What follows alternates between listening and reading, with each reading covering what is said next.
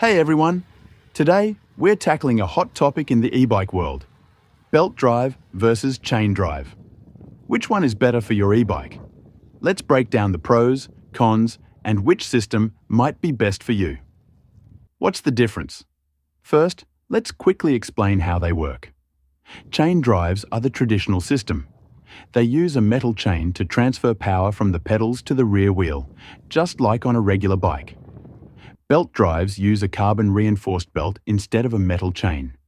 These belts are often paired with internal gear hubs rather than traditional derailleur systems. Now that we know the basics, let's compare them. Durability and maintenance.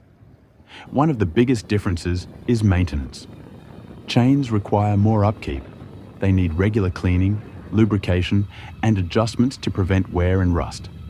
Over time, chains stretch and need to be replaced, usually after 4,000 to 8,000 kilometers. Although most bikers here in Holland never replace their chains.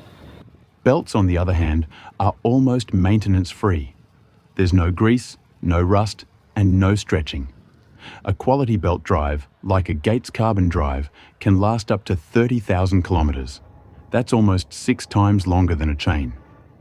Smoothness and noise. If you want a quiet ride, belt drives win hands down. Chains produce noise, especially as they wear down, or if they're not properly lubricated. Belt drives are nearly silent, making them perfect for city commuting where you want a smooth, quiet ride. Efficiency and performance. This is where things get interesting. Chain drives are more efficient at transferring power, especially with a clean and well-lubricated chain. That's why high-performance e-bikes and mountain bikes still use chains. Belt drives are slightly less efficient, but for casual riding and commuting, the difference is barely noticeable. Another key factor is gearing options. Chains work with derailleurs, giving you a wide range of gears for steep hills or high speeds. Belts require internal gear hubs or an automatic transmission, which offer a cleaner look and lower maintenance, but fewer gears. Weight and cost. Chains are cheaper and found on almost all budget e-bikes. A replacement chain costs as little as $10, while a belt drive can cost $80 or more. Belts are lighter than chains, but because they require special components like an internal gear hub or a split frame, belt drive e-bikes tend to be more expensive overall. You also can't buy these belts everywhere, and you can't readjust the tightness like on a chain, so you have to get the exact length required for your bike. Which one is best for you?